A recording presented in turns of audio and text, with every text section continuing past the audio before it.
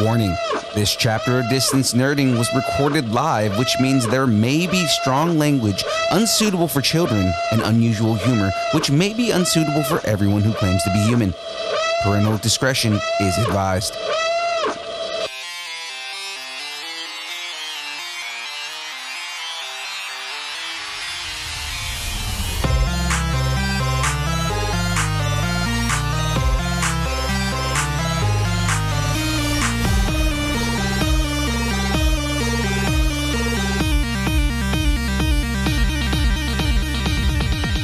Distance Nerding.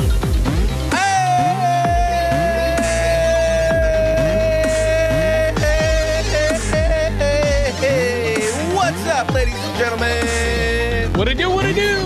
That is right, ladies and gentlemen. It is time. We are here, and it is time for a special edition San Diego Comic-Con version of Distance Nerding. I am your boy, Young Phil. He is the ever effervescent and apparently fighty Jahmez 5000. And we're here to nerd together. We did it together. Nailed it. Talking about anything, pop culture, news, movies, food, music, wrestling, comics, Comic-Con, especially San Diego Comic-Con. Whatever you're nerding out on, we want to talk about. That's right, ladies and gentlemen. Of course, if you are watching on YouTube, which is where you should be watching us, you can hit that subscribe button if you want to help us out, or hit that like button. It makes it so that the algorithm, knows that you guys enjoy what we do and you enjoy us. Of course, listen on any podcast app. Drop us a 5-star review. It really does help. YouTube, Instagram, Facebook, Threads, TikTok, all at Distance Nerding. Of course, ladies and gentlemen, we got merch. That's right, we got merch, people, and so can you. You can get some of that merch. We're actually wearing some of the new shirts, and they're actually pretty badass. Over the course of the weekend, which we will be doing a special Geekend update tomorrow, actually. But with that, take pictures in them. Did you do a fashion show? Yes, we did actually. Good. Yes. But yes, even if you didn't, that's the correct answer. Yeah, exactly. But guys, you can get some of that merch at streamlabs.com/distance-nerding/merch. And of course, you can get that sweet merch. So with that being said, ladies and gentlemen, it's time to get in on all the things you have now stumbled onto the worst kept secret on the internet. Ladies and gentlemen, it is time for Distance Nerding.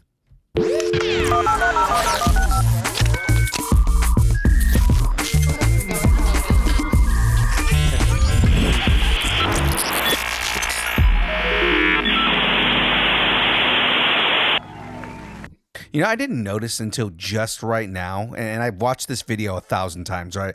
That there's anime playing on the bottom of the screen. What do you mean there's anime playing? Yeah, like when the little screens pass by. Yeah. There's like different things playing on the little screens on the bottom, right? And one of the screens is just playing anime. I just realized we have a video now. Oh, that's cool. When did we get that? That's awesome. Yeah, man. He was like, "Oh my God, we've had that for how long?" Well, ladies and gentlemen, Jahmez, tell everybody what we got going on today, man. What are we talking about? New achievement! We got all the San Diego Comic-Con fallout, so let's get unpacking. That's right. Pretty much talking all San Diego Comic-Con because so much happened over the course of this weekend, guys. But before we get start talking about San Diego, let's talk about who brings us the show, guys. Who is keeping the bills paid and the lights on? Jahmez, let him know who the first sponsor is. Check out Colossus Girl Entertainment fan-focused Comic-Cons across the West Coast, including Beaver State Comic-Con, Metal Art Comic-Con, Animated for Tri-Cities Powerhouse, Silver Age Comic-Con, and Gem State Comic-Con. Comics, cosplay, vendors, artists, celebrity guests, and so much more. Visit ColossusGirlENT.com, plan your next Comic-Con. And if you want to recap, check out the Thursday show, right? No, we're going to be doing it on Wednesday. On when? Oh, I like this even more. Right. Get it tomorrow. That's right. Get it tomorrow. It's actually coming out in video form, so that'll be a little bit different.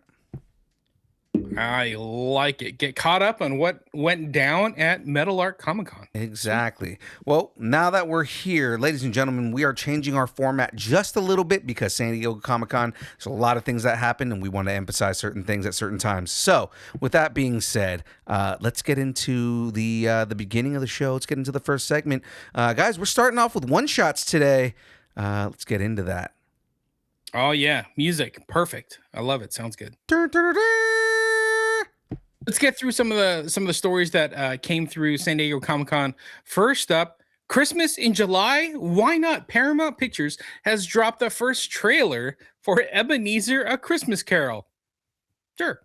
Director Ty West's twisted dark comedy inspired spin on Charles Dickens's timeless holiday classic in July.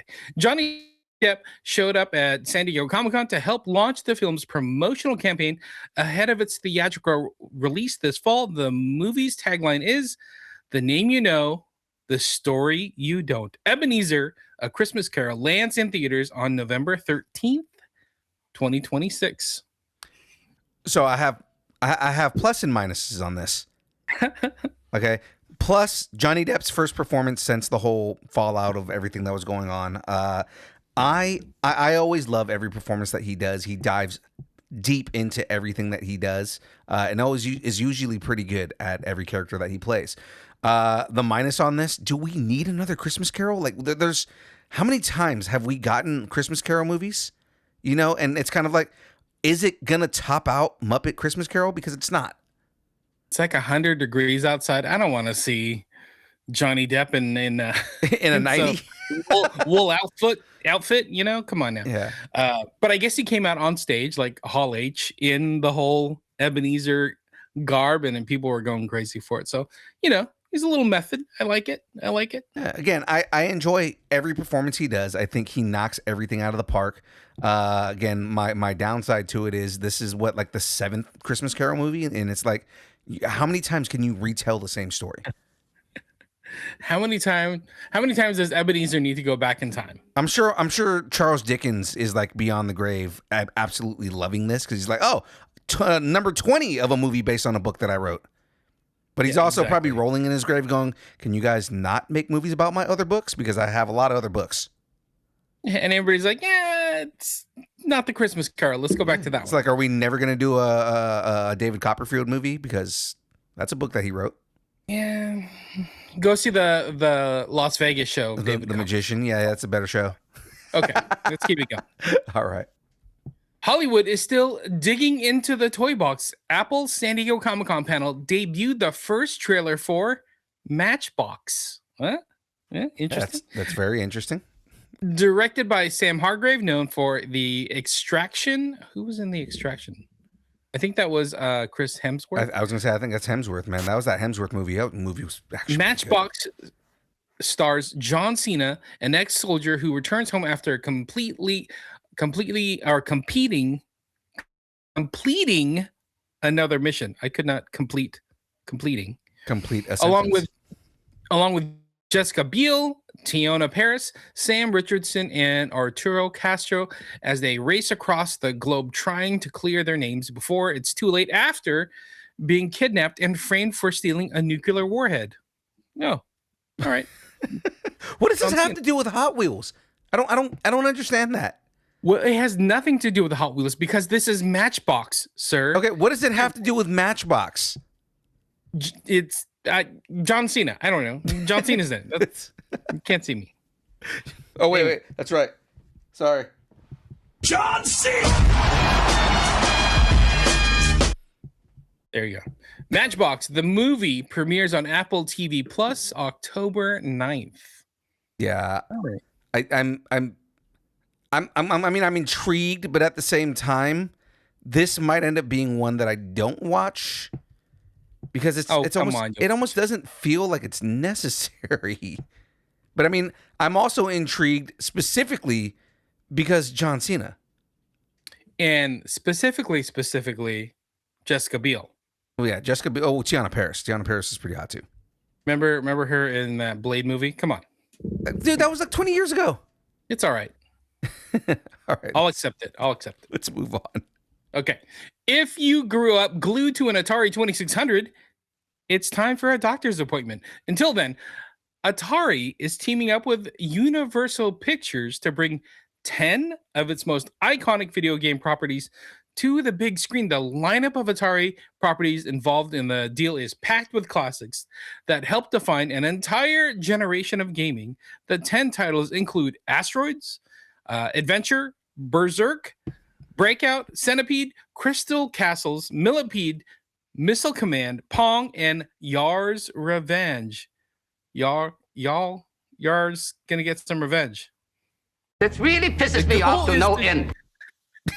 The goal is to transform these legendary games into large-scale action-adventure films. No dates when the first project will get next game.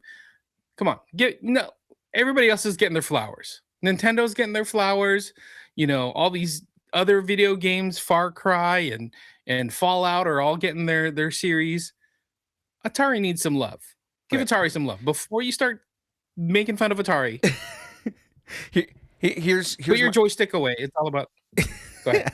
Now, here's my thing about this, right? Like, okay, didn't they try this with Battleship and didn't it fail? I'm just saying. Yeah, I'm gonna need that Pong movie. Drunk 3PO saying I'm gonna need that Pong movie. Okay, see, but here, okay, this is what I'm wondering on this. Like, one, how do you make a fucking Pong movie, man? There's not very much that you can do to make a Pong movie. Berserk could be good. Adventure could be good. Asteroids, I can actually already think of an action adventure movie with that. Millipede is just a sequel to Centipede to begin with. Missile Command, there's a story you can put there.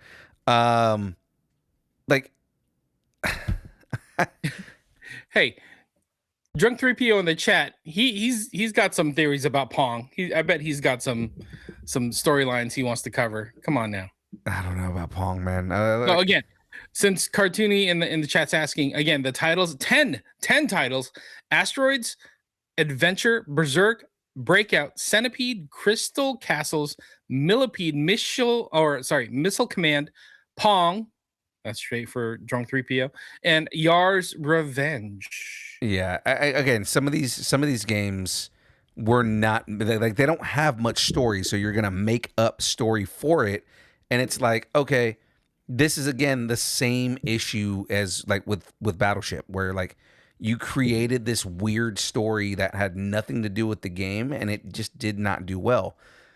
My whole thing is, rather than saying, hey, let's go make a bunch of movies based on games, how about just creating new properties and making them fun?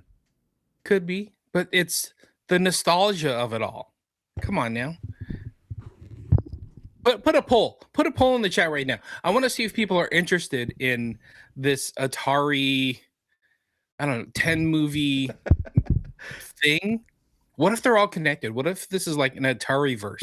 They're doing the Atari verse, right? Oh my God. All right, hold on. I'm going to put a poll in the chat right now. Put a poll in the chat because... Oops, sorry. I hit start a Q&A. That's not what I wanted. Okay. I had an Atari back in the day. I'm kind of interested. So did I. I had an Atari. The thing is again, these are not really games that, have a lot of story behind them. So it's kind of like you're just going to create whole cloth story. And again, like I said, this is going back to the late 2000s formula that failed when they were trying to do this. And it's like, guys, like, move on from that and just create an original story instead of trying to make something based off of something that doesn't necessarily need a movie. I gotcha. Or an idea, just spitballing. It could be John Cena is a ex-soldier just completing a mission and he's coming back, but then he's kidnapped and he's being framed for stealing a nuclear warhead. And then he's got to go around the world trying to save the Atari. That's right? Missile Command. That's Missile Command right there. That's the entire plot for the Missile Command. Perfect. There's a poll in the chat. So everybody in the YouTube chat right now, please participate in the poll. Immediately, I'm looking down and this just all no's. I think there may be one yes. I'll just throw that out there. There may be one yes. No, there is one yes now, but another no. I'm not saying that's me or not, but I'm just saying. John Cena Pong movie. That will be the best movie ever. See, now creative juices are flowing. This is good. Oh yeah, very creative. All right, let's move on to the next story. Time for another helping of cabbages during the Avatar. During the Avatar Aang Hall H panel, fans finally got their first look at Avatar 7 Havens. I always want to say Avatar Last Airbender, but it's Avatar 7 Havens. Seventh Heaven? No, not 7. You're gonna screw me up. It's gonna screw me up. Avatar 7 Havens, the next animated chapter in the beloved universe. The teaser doesn't reveal a ton of the story, but it does offer intriguing glimpses at a world that's been completely transformed since the events of Legend of Korra. Okay, all right. Expanding Avatar. I like this. So I do have a more Avatar-opsis. Hold on to your cabbages synopsis. More Avatar-opsis. Hold on to your cabbages synopsis. Avatar 7 Havens is a new original series from creators Michael DiMartino and Brian Coensco, set in the world of Avatar The Last Airbender. The original 26-episode 2D animated series centers around a young earthbender who discovers she's the new Avatar after Korra in a world shattered by a devastating cataclysm. In the Dangerous Era, that title marks her as a humanity's destroyer, not its savior. Hunted by both human and spirit enemies, she and her long-lost twin must uncover their mysterious origins and save the 7 Havens before civilization's last strongholds collapse. Okay, flipping it. Yeah. Flipping it around. I kind of like this. I'm kind of down with this. Oh, I like this. I just finished Avatar The Last Airbender Season 2 on Netflix. Loved it. I absolutely love the show so far, man. I'm behind, but I've been watching. It's so good. And then I'm gonna watch the new Aang movie that just came out. I'll probably watch that tomorrow. Oh, is that out already? It just came out on the 25th. Dude, I'm buying. I'm watching that for sure. And remember, we talked about this. If you want to go see it in theaters, it's in theaters until the 30th of this month. In 2 theaters. That's right. In the entire nation. In New York and in Pasadena. Yeah, 2 theaters. I should actually text Joe and just be like, dude, are you gonna go see Avatar? He's probably gonna say I don't have enough time, but I mean, like, you want to go see Avatar real quick? Okay, yeah, dude. Hey, I will drive down to Pasadena just to go watch that movie with you, man. Let's go. All right, Avatar 7 Havens premieres on October 9th on Paramount Plus, and the entire series will be available that day. Yeah, so man. What 20 some episodes? Okay, great. I'm interested giving us more Korra slander. Ouch. I'm interested in seeing who the new Avatar is going to be, and the fact that they're an Earthbender is going to be interesting. So, because for some reason in my head I thought the next one was a Firebender, but I think actually before the rotation right before Aang was right. Was a Firebender. Right. Because that's right. His mentor was a Firebender. So yes. Okay. So yeah. And I think before him was Kyoshi, who was the Earthbender. So yeah. Yeah. So don't we need a Waterbender? Korra was a Waterbender. Oh, that's right. Okay. Yeah. I forgot. Yeah. Korra was the Avatar after Aang, and then this new Avatar is the Earthbender after Korra. There you go. I mean, think about it. 2026, year of Avatar. Yeah. We got 3 big Avatar projects. I'm okay with it. I'm loving that we're getting new Avatar projects. I think that we need more Avatar projects. It is an amazing universe to be in. And I love that they're, part of the focus for this year is going back to Aang. So I'm excited for all this. Yeah. In the end, more cabbages. I like it. My cabbages. All right, over to some Apple news. The first season of Dark Matter did an amazing job adapting Blake Crouch's best-selling novel, delivering smart, emotional, and mind-bending journey through a multiverse. Apple TV Plus unveiled the first trailer for Dark Matter Season 2, during the San Diego Comic-Con panel, and it looks like the stakes are getting much bigger. So the interesting part, the source material has already been fully adapted, which means everything from this point forward is brand new territory. So I know that kind of throws you off, like you want the adaptation to be true to the source material, but they're out of source material. But Crouch is returning to the show as the show's creator, executive producer, showrunner, and writer. Season 2 essentially feels like he's getting a sequel to the novel in television format. So that's cool. I mean, he's kind of giving us a sequel book or sequel novel. Yeah. But it's just going to be in TV format. That's that. I mean, and I like that a lot of the creators are doing that. They're getting involved with the TV show and either expanding on certain things or adding more. Again, I like the fact that, you know, instead of, I mean, I don't know if I'd like that instead of writing a book, they're going straight to a TV show, but I like that it is the creator that's doing it. So there's not, you know, this whole speculation, kind of like with Game of Thrones, where it was like, oh, we're just going to make something up, and, you know, whether it fits or it doesn't fit, it's whatever. Right. But I like that. With this, it's the original writer is the one that's also writing the season. So, you know, there's no speculation on what the writer would do. It's what the writer would do. Yeah, exactly.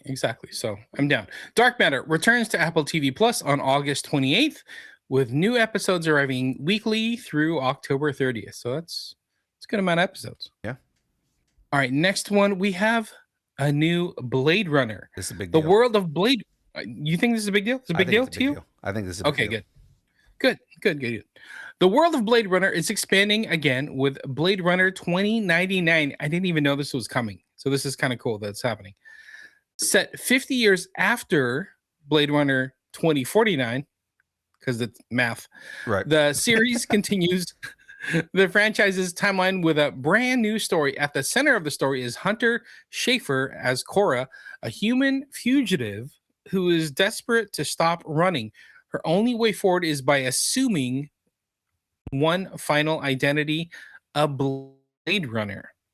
That path forces her into an uneasy partnership with Michelle Yeoh, who plays Olin, a replicant with only days left to live. See? Huh?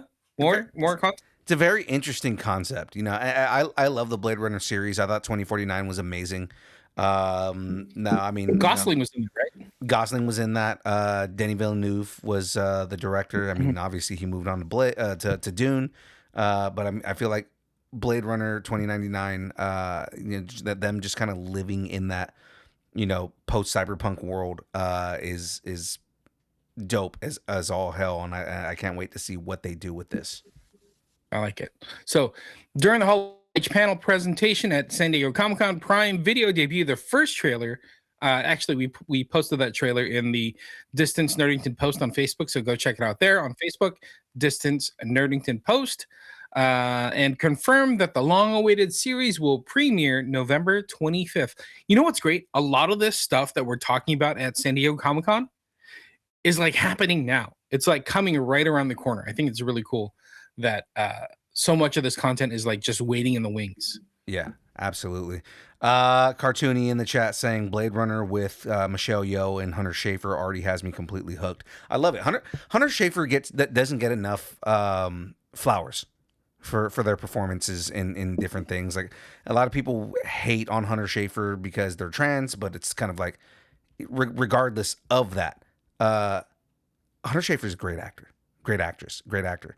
You know, it's hate her or love her, she's good at what she does, and it's I'm with Cartoony on this. I love hearing that Michelle Yeoh, who's another amazing actress, and Hunter Schafer, who's done really well in everything that I've seen her in.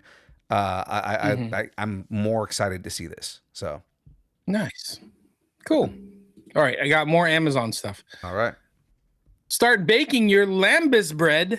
Lambus bread. During the Hall H Prime Video presentation, the studio unleashed the first trailer for the next chapter of the series, Lord of the Rings, The Rings of Power. Prime Video confirmed that during the Hall H panel that season 3 jumps forward several years after the events of season 2, placing the story in the middle of the War of the Elves and Sauron. Comic-Con also brought several exciting casting reveals. Simon Pegg will provide the voice of Balrog? Of the Balrog. You know what Balrog. you know what the Balrog is, right? Yeah. It's the fiery guy, right? Shall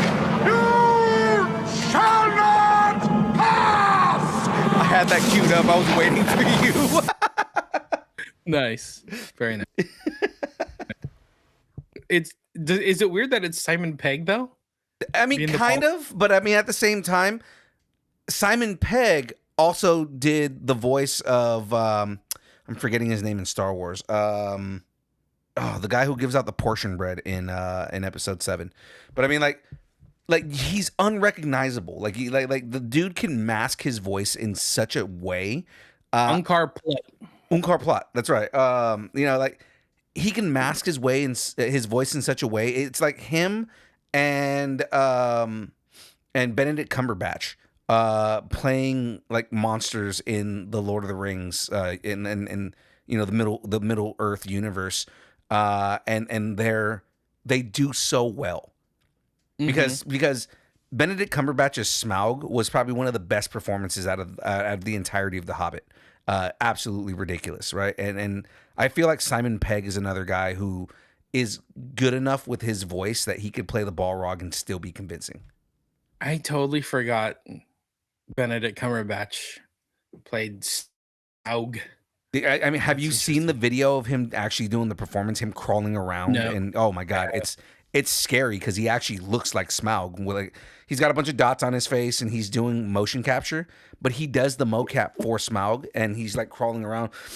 I smell you. Like, it's so good, dude. Oh, that's it. I didn't know that. That's cool. All right. We'll see how that goes. Mm-hmm. All right. So again, Prime Video announced The Rings of Power season 3 premieres November 11th, 2026. By the way, I'm stopping the Atari thing and it's 60% no. Oh, come on. So rude, everybody. Nobody wants that, man. Okay. More Amazon. No neighbors were hurt during this SDCC panel. Prime Video has unleashed their first trailer for Reacher season 4, and it looks like Alan Richardson is about to take on his most dangerous mission yet. Season 4 adapts Lee Child's 13th Jack Reacher novel, Home Tomorrow, bringing another fan favorite story to the screen. Comic-Con also brought another surprise for fans of the franchise. During the Reacher and Neely panel, attendees got the first look at the upcoming Neely spin-off show. You know there was a Neely spin-off show? Neely? Yes, I'm going to watch the Neely spin-off show. Dude, Neely is such a badass character within Reacher. And it's kind of like, at first, I was just kind of like, she's just like another cookie-cutter character. And then, like, she, like, brings up the heat and she, like, just starts whooping everybody's ass. And I'm like, okay, I like Neely. She's dope. Yeah, Neely's dope. Reacher season. Go ahead. I was going to say, also, Alan Richardson's most dangerous mission yet was pissing off the government this weekend. So there's also that. Oh, more? He spoke out against the president and people were pissed. Oh, so. All right, here we go.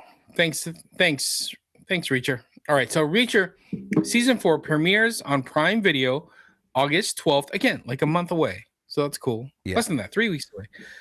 With Neely season 1 debuting following the Reacher season 4 finale. So the season 4 of Reacher finale airs the same day Neely series drops. Right.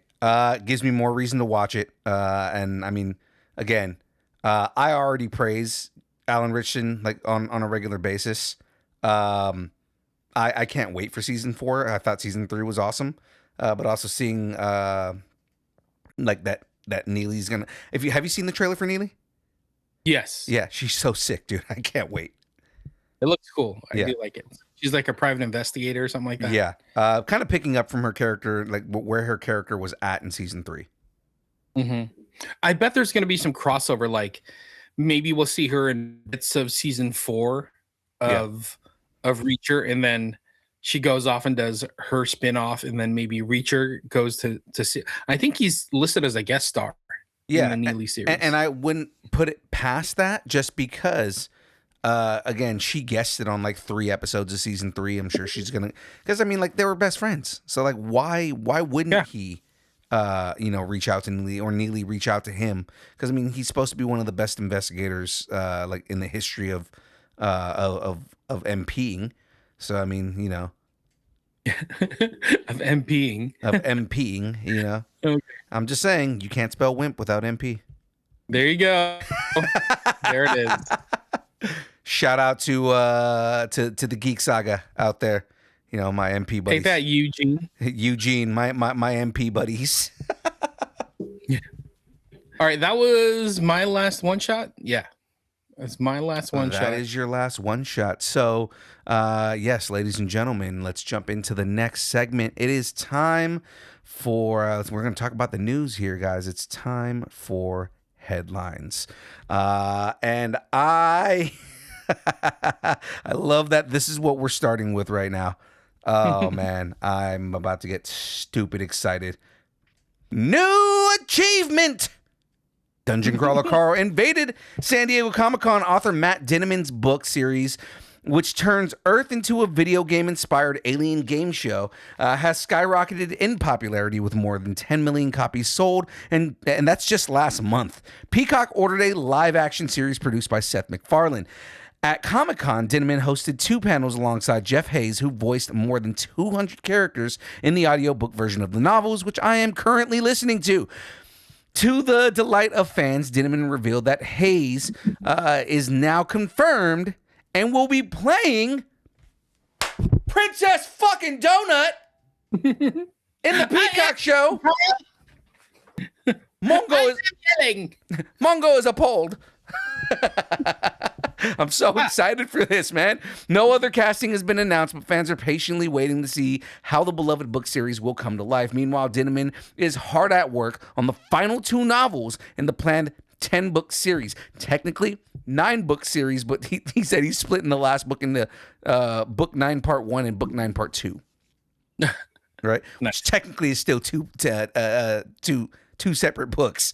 There's so much I want to tackle. All this stuff seems to be happening at once because we started doing it all at once. He said, dropping by the Variety Studio presented by Google TV. I would love for there to be a full-on video game. I would love to have an MMORPG like Fallout style game in the Dungeon Crawler Carl universe. That'd be so badass. I shipped you and Frank a concept this weekend because I came up with an idea for like, hey, this is how they could do a AAA video game. And then Matt Dinniman, like right after I sent that to you guys, was like, yeah, I would love for there to be a AAA video game. Like, are you listening to me? I hope so. No official release date or premiere window has been announced yet for the live-action Dungeon Crawler Carl series on Peacock, but Dungeon Crawler Carl books 1 through 8 are available now. So James, I've got to ask you right now, what book are you on? What chapter are you in? So I just finished book 3. Okay. And I did the Amazon Kindle hack. So now I have a book 4 for like, I think it was $5. Yeah. So I think book 4, I have book 4 now. So I've spent a total of $6 on all these books. I'm super excited, having so much fun. Right now they're in like some kind of desert in a bubble wrap thing. I don't know what's happening. So they're out of the bubble at this point, but I mean, like, keep an eye on the god that he's dealing with right now, because he becomes Empress becomes a big deal later on. Nice. But yeah, again, I just finished book 3, just getting into book 4. Book 3 was with all the tunnels and the trains. Yeah. So much fun. I can't wait for that adaptation. I think it's so detailed as well. Like I can picture them, like it's almost like they're writing the screenplay and making notes in the script on how this should be shot. So I'm excited to see book 3 translated into the show. Absolutely. I feel like, because what I would want is I'd want them to do each book as a season, right? Just because there's so much that happens. Book one we get the first two levels. Book two we get the third floor. Book five. I'm sorry, book three, where you're at right now. I just skipped a whole bunch. Book three. Let's see, where you just were was the fourth floor. Or where you are right now is the fourth floor. Yes. Yeah. So fourth floor. But either way, just not kind of like thinking too hard on all this, because I'm going to think too hard on this. Yeah. Again, book three with all the different bosses and the province bosses, and then the stuff going on with, from the other dungeon crawlers. Kind of reminded me of The Walking Dead, where it's like, okay, you're hooking up with people, but can you trust them? Are they gonna trust you? Are they gonna backstab you? Dude, it fully escalates when he gets to the sixth floor. It gets fucking insane. Well, I just heard the part or read the part about Hecla. Okay, so you got to the Hecla part? Yeah. So that's all done. The whole train thing is done. Okay. But yeah, that is like, wow. Oh my gosh. Yeah, I know. You're not expecting that, right? So now Listen, so Katya is now officially part of the party. Yeah. Yeah. Okay. Which is cool, because watching Katya grow is pretty interesting. Katya Literally grows but Katya grows even more. She has a lot of growth. Literally grow. Yeah, I know, right? It actually, I'm. Oh, fuck you, dude. New achievement. I've actually been wanting that specific shirt. I like that shirt. It looks good on me. So it's funny where I'm at right now. So I'm on chapter 6 of Bedlam Bride, this book 6. And after they get done on the 6th floor, Carl literally he comments on how much he notices Katya's growth. Oh, nice. Because he talks about, I remember when I first met Katya, she was this scared, timid girl, and now she's like a leader all on her own. So it's like it's really cool the way that this entire story is playing out. I absolutely love this book series. I am 100% a member of the cult. And the other thing I was doing, so I just mapped out my my next cosplay, which involves Dungeon Crawler Carl. Nice. So awesome. It's a big deal when I go from, like, the only cosplay I've had for the past 5 years has been Deadpool, and it's like, okay, now I'm doing Dungeon Crawler Carl, but it's a different kind of Dungeon Crawler. It's a mashup, but I mean, still, I like it. And I'm doing now that I'm on book 6 and he kind of changes his look a little bit. I'm going based off of the new look because he's fucking punk rock as hell. So that's awesome. I'm excited to see that one.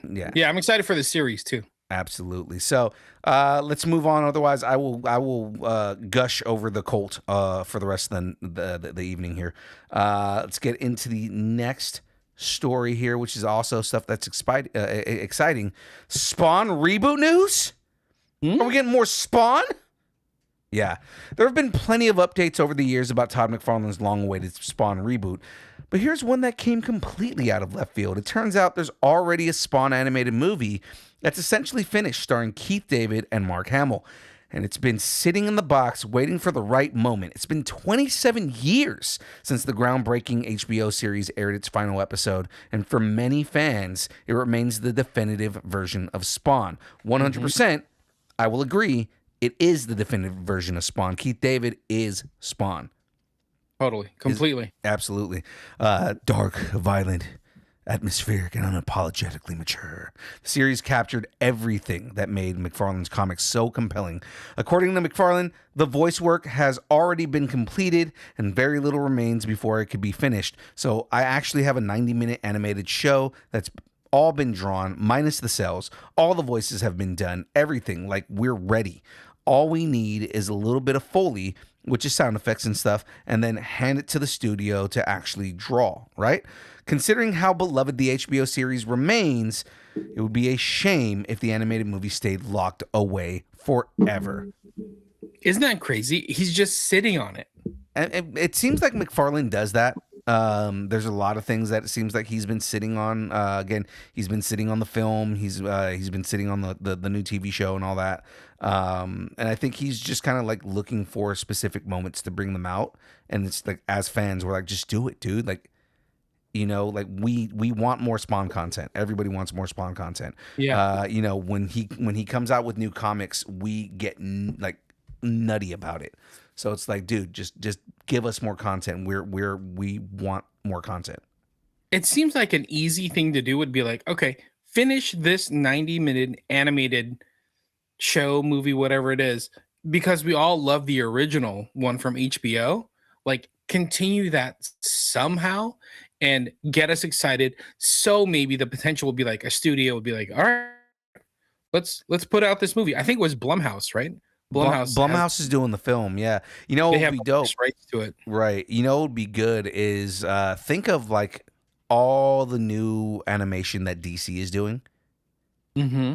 Give it to that studio to animate, because just the movements, the way that they do everything, like, and they are really good at doing dark properties as animation. Like, if you've already got it recorded, you've already got all the cells done and everything like that. Like, dude, let them animate it.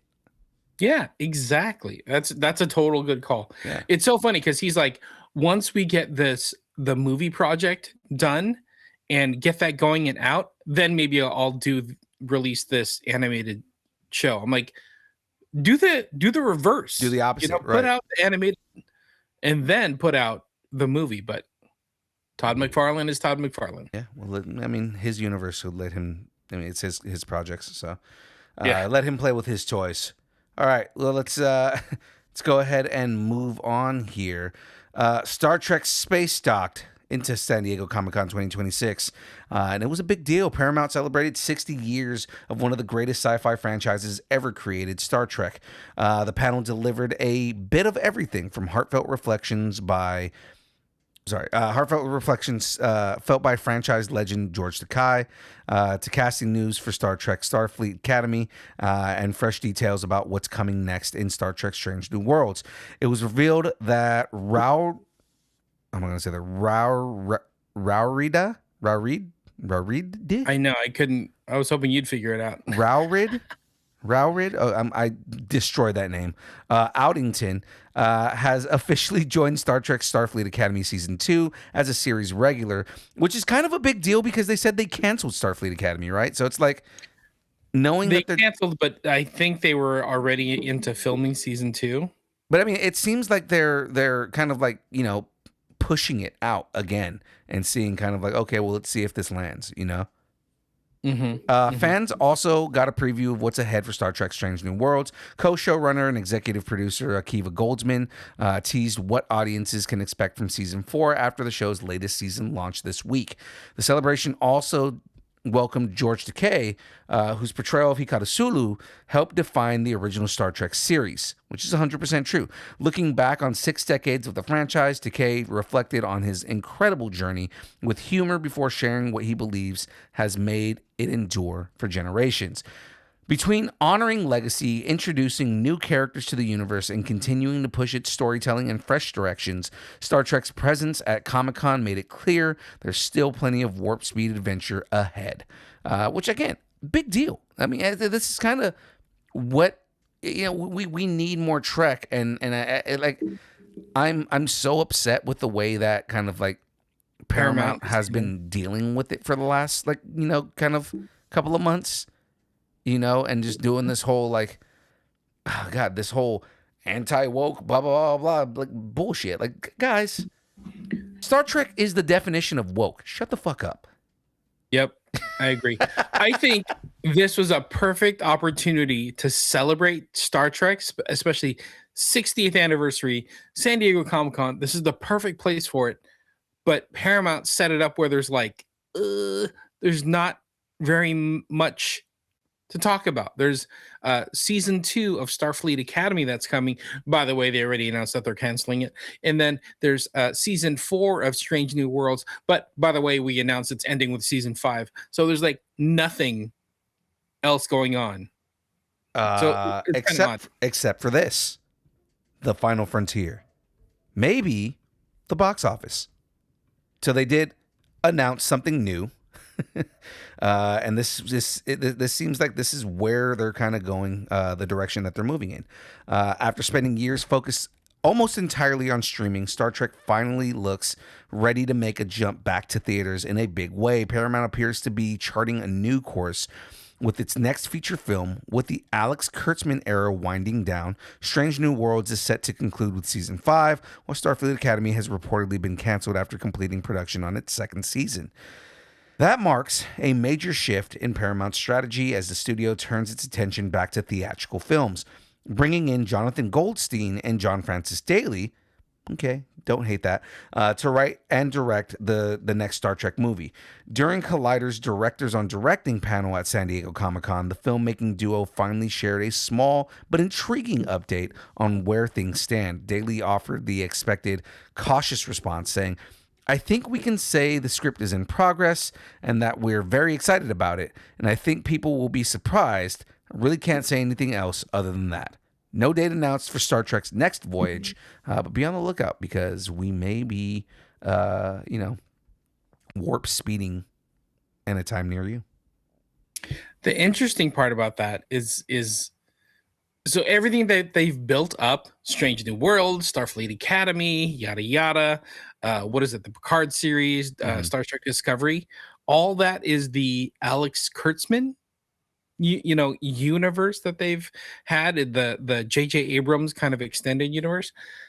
And I think that's all going to go away now, or at least they're not going to continue it, and they're going to do something new, whether that's, I don't know, revisiting the original cast somehow and recasting, or maybe it's going to be new characters, maybe it's something else, but I don't know. All that buildup that they've done is going to be kind of tucked away. Yeah. And it does seem like that's kind of the direction that they're going on, kind of the way that they're playing it. I mean, the whole thing is like Trek in itself was designed to be a TV show and it's designed to be long form storytelling, but it's kind of like they're just like, oh, well, you know what? We're not making enough money doing long form storytelling again, which is kind of what pisses me off about all this is that rather than telling good stories, they're focused more on money. And they're just like, we're going to make more films. And it's like, I mean, tell more long form stories. And again, part of it is just people missing the plot, Agreed. I think they're going to have a big uphill battle if they're going to try to introduce an entire new crew, maybe a new ship via a movie and trying to get people on board. Right. I think that's going to be very tough. Right. The last thing we want is for them to reboot and recast the entire, original cast. And it's like, oh, okay, so you guys are going to do this for the third time. All right. Yeah. Exactly. So it'll be interesting to see what they do. Oh, that's right. I'm still the one telling the stories here. This next story is something that I've kind of been waiting for forever because it was kind of like we just never heard anything from it. Somehow, Star Wars Detours has returned, kind of, not fully, but it's kind of here. While everyone expected updates on upcoming movies, TV shows, and collectibles, few could have predicted that George Lucas would have one last Star Wars project waiting in the wings 14 years after selling Lucasfilm to Disney. It's exactly what happened during the Lucas Museum panel. Star Wars Detours, the long-lost animated comedy series created by George Lucas, Seth Green, and Matthew Senrick, is finally going to be shown to the public. But just like Vader said in Empire Strikes Back, I'm altering the deal. Pray I don't alter it any further. Wait. Here.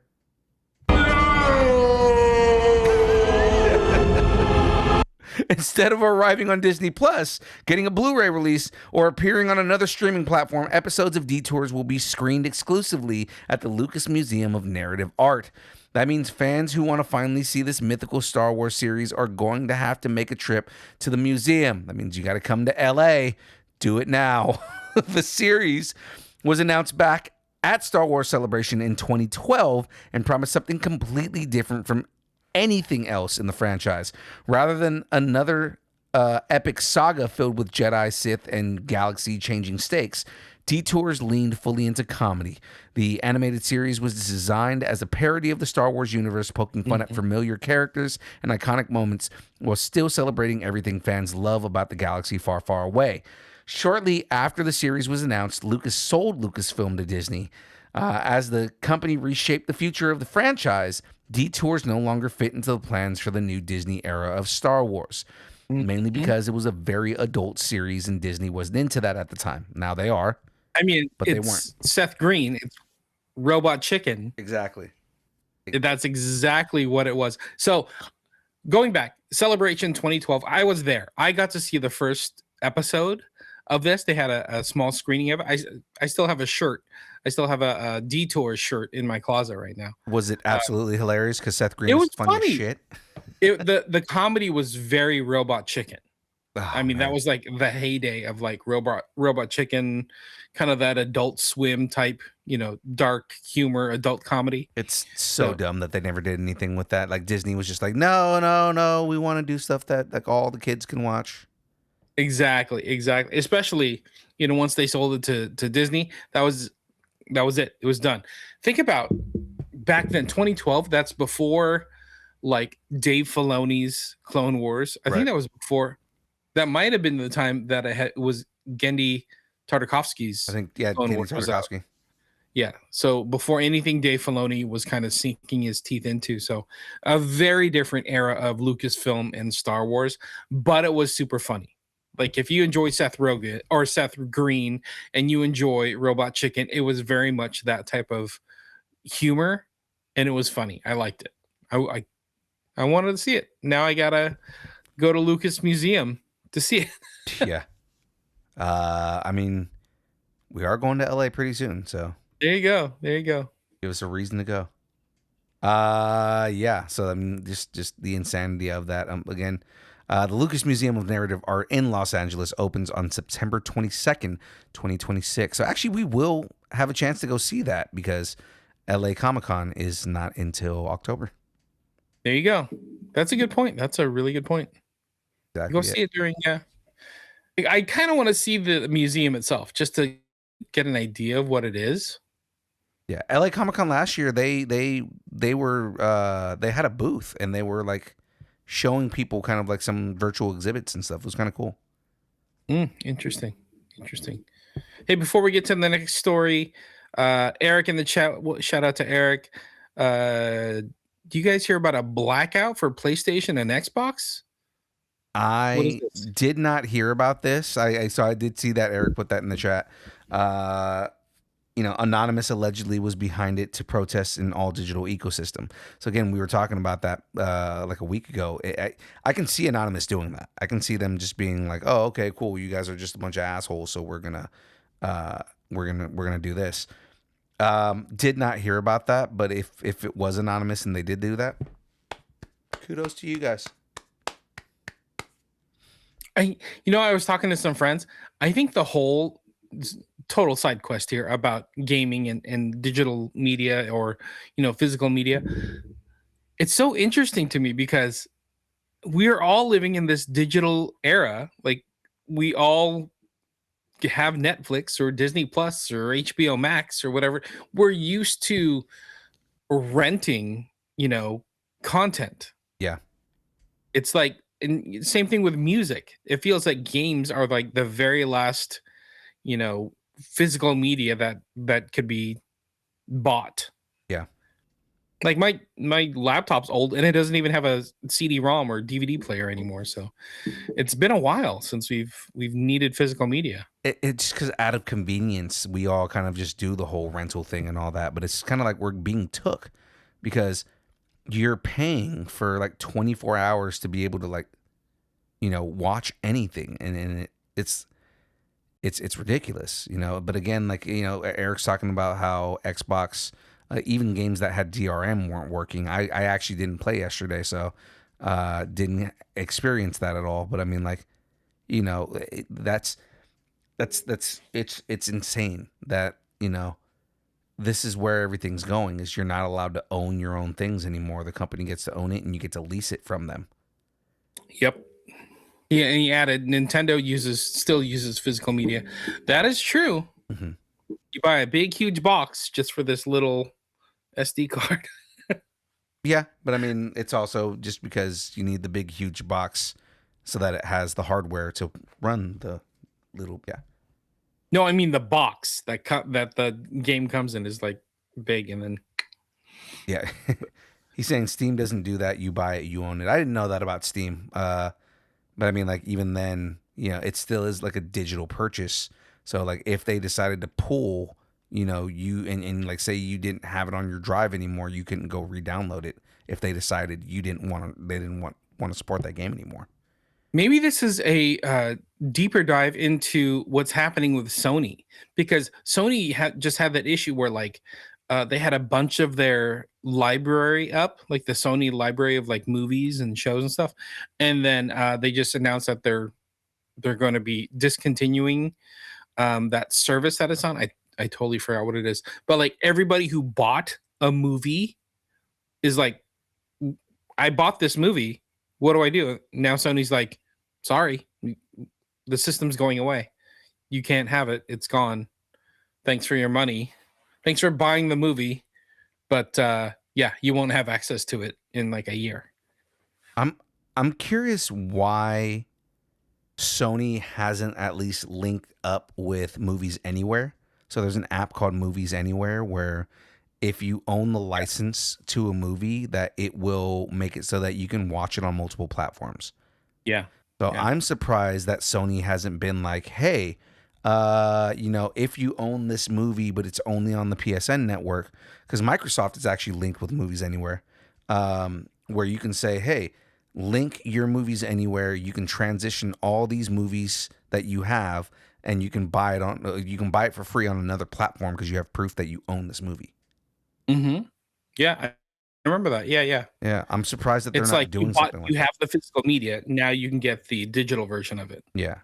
Like that's I feel like that's somewhat of a way around that, where it's like, again, you do that, you say, okay, we're going to allow you to link with this company that makes it so that you can buy this movie that you actually already own on on Amazon or on Apple or on anything like that, on Microsoft if you're moving over. But I mean, like, I personally, I'd probably buy it on either Apple or Amazon because they allow you to do it on multiple places. But yeah, like, I feel like that's almost like a workaround for it, that if Sony linked up with that, if they if they stop being kind of like, hoarding and saying you can only work within our ecosystem.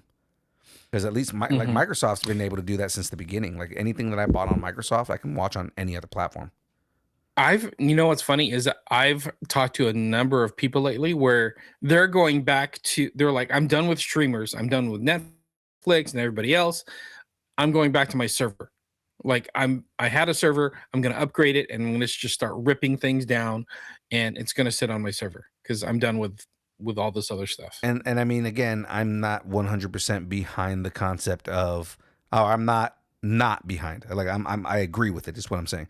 I agree with the concept of, if a company decides that you are not allowed to own something that you purchased, I'm not against pirating. Sorry. Yeah. Maybe that's It's not a the weird right thing to say on a public platform, but like, at the same time, it's like, I'm not above that. Like, if you can steal money from people to say, we're not giving you a refund and you are not going to own this movie anymore, then I think it's 100% okay for you to steal back from them.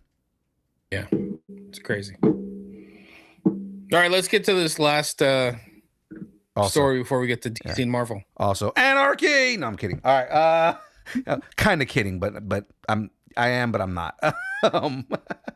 Let's get into this last massive story. Because, ladies and gentlemen, the Schwartz is back. Woo!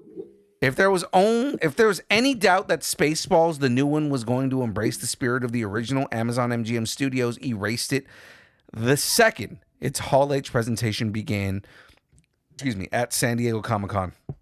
The entire event was one giant parody of blockbuster franchise culture, poking fun at everything from Marvel's famous Hall H presentations to cinematic universes, legacy sequels, and endless reboots. The whole thing felt like a perfectly crafted Spaceballs joke stretched across an entire Hall H presentation. Easily the most entertaining thing. Next to something that you are going to talk about later on. And I feel like this might have been more entertaining than the thing we're going to talk about later on, as fun as that was. Amazon MGM kicked things off by taking over Hall H's massive 180-degree wraparound screens for an elaborate opening that hilariously recreated Marvel Studios' famous phase timeline presentations from Comic-Con's past. Things only got funnier when Mel Brooks appeared in a pre-recorded message. "Sorry I can't be with you.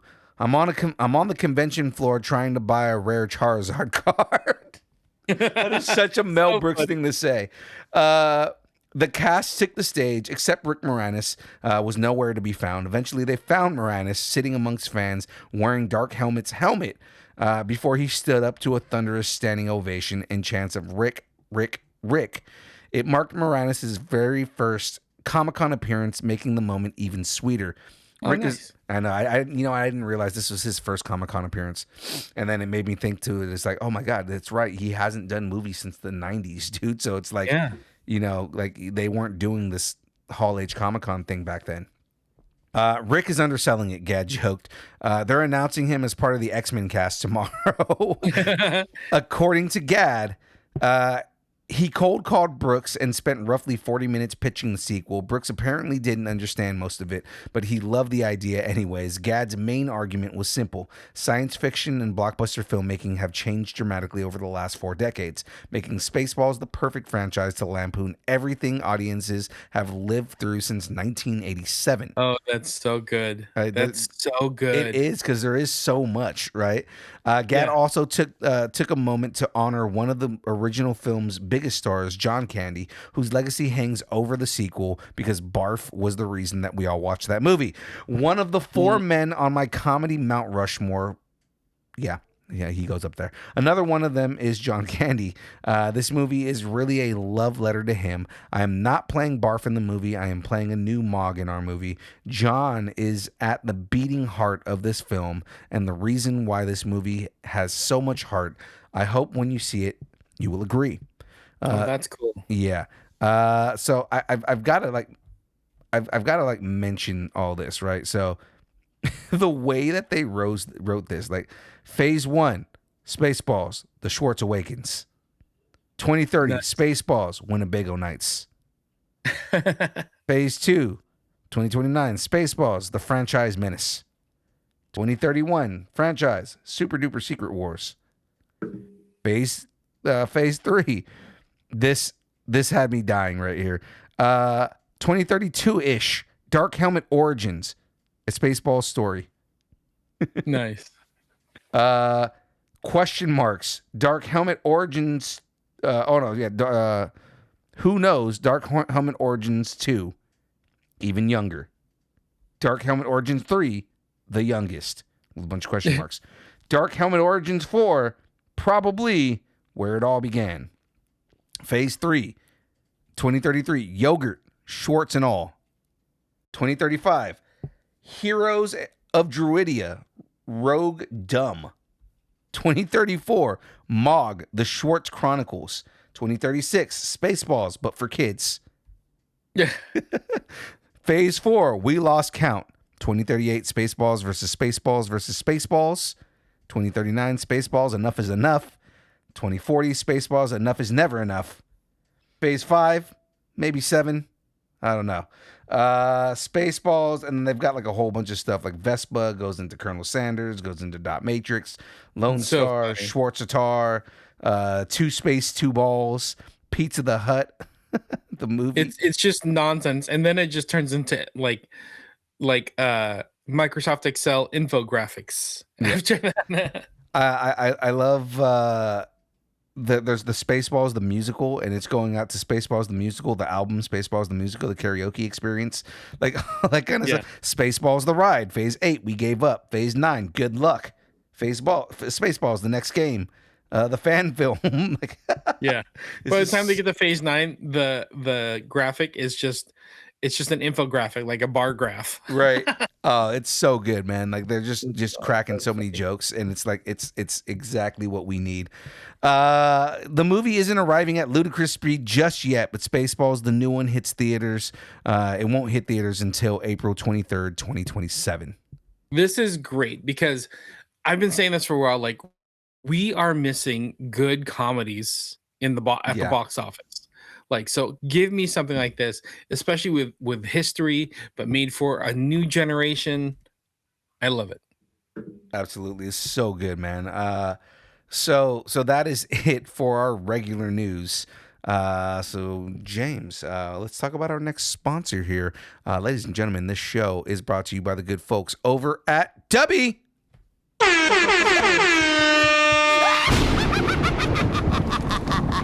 Sorry, I hit the wrong button.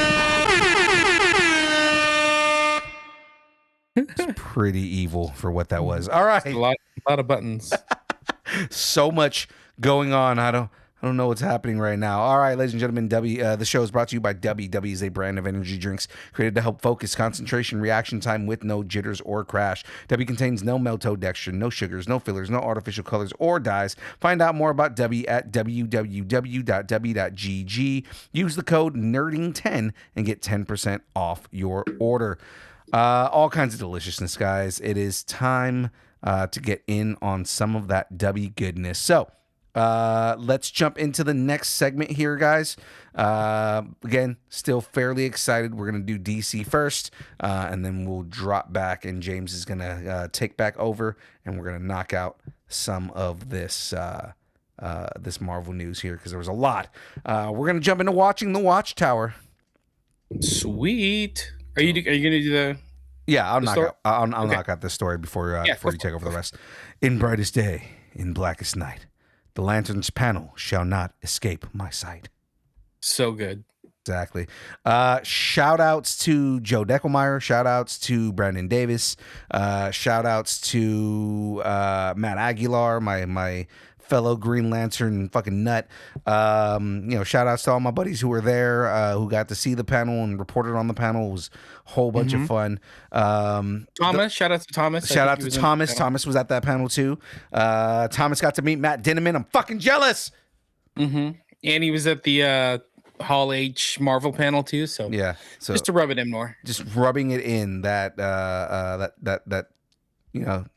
Thomas is just better than us.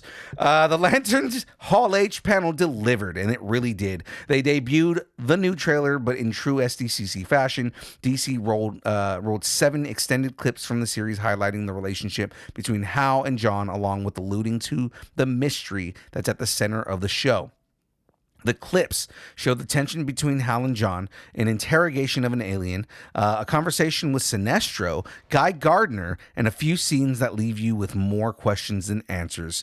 We've got a couple of intriguing new details about HBO's upcoming DCU series. The biggest piece of news is that Laura Linney's mysterious role has finally been confirmed. Fans had been theorizing that Laura Linney might be playing Star Sapphire, and this isn't the case. This isn't who she's going to be. We've now learned she'll portray one of the Guardians of the Universe, the ancient blue-skinned beings who founded the Green Lantern Corps and oversee the operations from Oa, the core homeworld at the center of the universe. On top of that, it is very interesting that Laura Linney is going to play one of the Guardians. She going to be blue? She's going to be blue. I mean, she's probably going to be CG though. The Guardians are very like small guys. Small people. Yeah, that's true. Maybe they'll CG it. Okay. Yeah, she's probably either going to be CG or they're going to be using a puppet or like something along those lines. But she's, it's not going to be like her as like in blue paint because the Guardians are very, very small in stature. Yeah, good point. Good point. On top of that, series co-creator Tom King hinted that the show still has at least one major surprise waiting for audiences, teasing one really big reveal that hasn't been spoiled yet. We also saw Ulrich Thompson as Sinestro and Paul Ben-Victor as the mysterious Anton, who many fans believe could ultimately be revealed as Atrocitus, which would be a massive deal. I really do hope that he is Atrocitus. And the panel would not have been complete without an impromptu appearance of Guy Gardner himself, Nathan Fillion, and we also got a moment with all three Green Lanterns doing the Both. doing the oath, which was Yeah. really cool. Lanterns debuts on HBO and Max August 16th, and that can't get here fast enough because I am ready to watch that shit in 2 weeks. I really want that. Yeah, I'm super excited for this. I read some of the details about the scenes that they showed. I'm like, I'm in. I'm so in on what this show has to tell. I remember when everybody was like, I don't know if this show's gonna work. What do you mean it's gonna be stripped down and it's just them kind of talking? But then as we get more to learn about the story, and it's two timelines, and Sinestro's in it. Now we have these other characters, and now we're learning that there's like aliens on Earth and they're discovering them. Okay, I'm in. Now there's like a whole underlying plot to all this, and I'm in. Yeah, I'm still saying, as much as James Gunn keeps saying that he doesn't like Kyle Rayner, well, Damon Lindelof is doing this show, so I'm hoping that we get Kyle Rayner in this. Yeah, I think eventually we will. And what's cool though, Tom King is like co-creator on this show. Yeah, and I mean, just Tom King being involved in this at all says a lot. Tom King had a definitive run of Green Lantern, and I'm so excited to see what he's gonna do. Yeah, I'm excited for this. 2 weeks, 3 weeks, I'm in. 2 weeks, man. All right, well, that is it for our solo DC story. So let's jump into the next one here, guys. Oh, actually, sorry. Let's talk last sponsor here before we get into all the Marvel news. Distance Nerding is part of the Geek Freaks Network, discovering your latest binge, debating casting choices, or still not over that plot twist. The Geek Freaks Network has got you covered. Your fandom, your community, your people, geek out your way. Check out Geek Freaks Network at gfpods.com. Shut up and take my money. We're also talking to Frank over the weekend. I know he was out of town, but now get ready for some SDCC coverage from Geek Freaks. I'm sure he's going to have tons and tons of shorts and videos coming out very soon. Actually, I think he's still out of town. I think he said he was gone for 2 weeks. So he'll probably be doing be on the lookout for Geek Freaks to do SDCC coverage either next week, or they're doing it without him. Oh, are they? Oh, I said or, because I'd be interested in seeing if like Thomas Squeaks and like the whole crew, Jonathan, if they go and do a show without Frank. Can that happen? That'd be like that'd be like you guys doing a show without me. Exactly. That can't happen. That can happen. It'll be okay. All right, let's get going. The kids approve. All right, let's get into this last section, guys. It's time for all the news from the bullpen, because it's time to get straight from Jay Jonah. Music insert goes right here. Funny enough, J. Jonah Jameson said he's not going to be in Spider-Man, so. Oh, that's rude. I got a game, bub. Insomniac Games came to San Diego Comic-Con ready to show off Marvel's Wolverine, and after everything that was revealed, this is shaping up to be a very different kind of superhero game that what fans have come to expect from the studio. The presentation delivered new story details, gameplay reveals, fresh character introductions, and much better understanding of the emotional journey waiting for Logan when the game launches later this year. So this part is actually gets interesting. Set on Earth 1048, the same universe as Insomniac's Spider-Man games, so it's the same universe. Players will meet a younger version of Logan, even if younger still means around 200 years old. Following a major amnesic event, Logan, voiced by Liam McIntyre, reunites with his former mutant Black Ops Squad Team X alongside Nathan Essex, Mystique, and Sabretooth. Their mission is to stop anti-mutant industrialist Bolivar Trask, but things spiral as Trask unleashes the Reavers, a terrifying militia responsible for abducting and abusing mutants. Real quick, what do you think about it being in the same universe as the Spider-Man games? That's fun because that there's a lot of crossover potential with that. Yeah. Where this gets very, very tricky. One, he's on a team with Nathaniel Essex. Do you know who Nathaniel Essex is? Isn't that Sinister? That's Mr. Sinister. So it's like, Yeah. oh shit, he's on a team with Mr. Sinister, Mystique, and Sabretooth. Yeah. And then Bolivar Trask. It's interesting that they're going with the Reavers because they were the first thing that he did before the Sentinels. So That's when, like, was it like humans would like augment their bodies and put Right. like weapons and stuff on? Yeah. right. And I feel like that just makes it to where, you kind of have like a more visceral experience. You're fighting guys that are like on the same level as Logan. Whereas like it would be less connected if you're fighting Sentinels. Yeah. It'll be interesting though. It'll Yeah. be cool. So the gameplay is also taking a turn from Insomniac's previous superhero titles. Instead of web slinging across a massive open world, Marvel's Wolverine focuses on grounded combat that fully embraces Logan's brutal fighting style. I don't know if you saw some of the screenshots, but he was like tearing. He looks like he was tearing into the hand. Yeah. It's nuts. The game looks amazing. The downside is it's only on Sony. It's only on PlayStation. Oh, you should buy the disc and hold it forever and ever. Oh wait, you can't. Can't. I'm gonna have to download it. All right. Marvel's Wolverine slashes its way onto PlayStation 5 on September 15th. All right. All right, let's get into some panel stuff. But before we even entered Marvel's Hall H panel, one of the convention's most talked about displays ended up fueling fresh speculation about Doomsday. The mysterious Latvian witch costume continued to evolve throughout the event, and its final appearance may have pointed fans toward a very different Marvel character than many originally expected.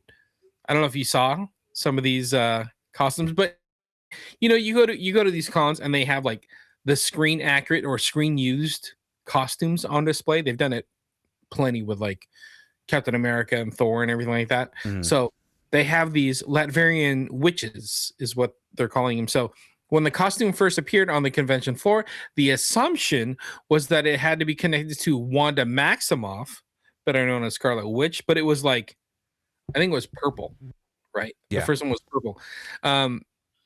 That wasn't because it belonged to the witch. In Marvel Comics, Doctor Doom and Wanda share an important storyline that many fans have wondered could inspire parts of Avengers Doomsday, even though Wanda hasn't been announced for the movie yet.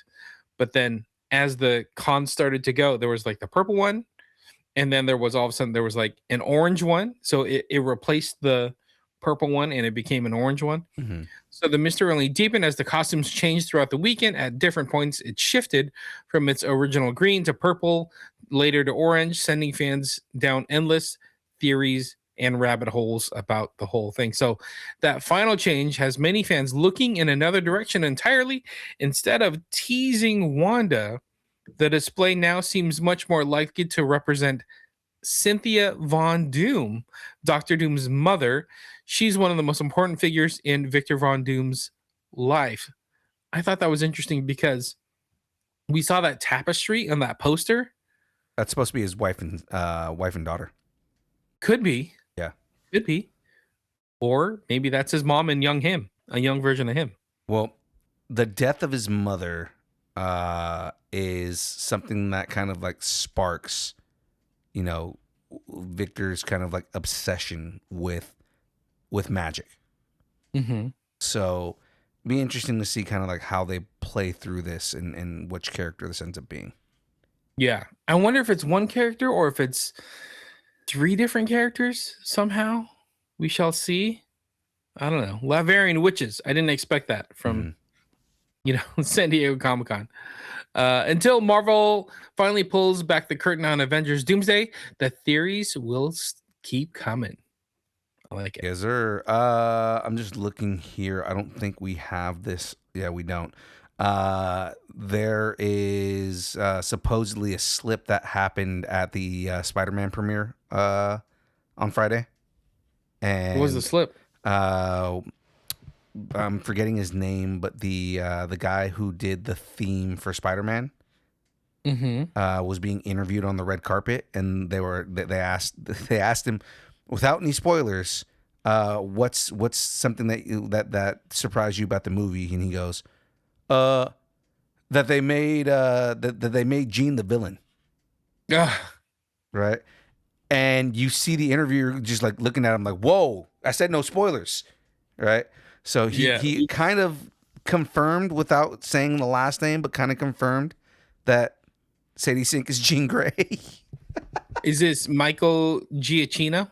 No, not Michael Giacchino. Okay. I think he did just like he did like one of the songs in the movie. Oh, okay.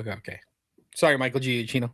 Didn't mean to throw you under the bus. Yeah, But that's interesting. I saw the video, so it's not like oh yeah, supposedly he said this. Like, no, I watched the interview, and you see the interview go, whoa, I said no spoilers, dude. But like with all the rumors that have been swirling around and everything that's kind of leading into like, is Sadie Sink Jean? Is she not Jean?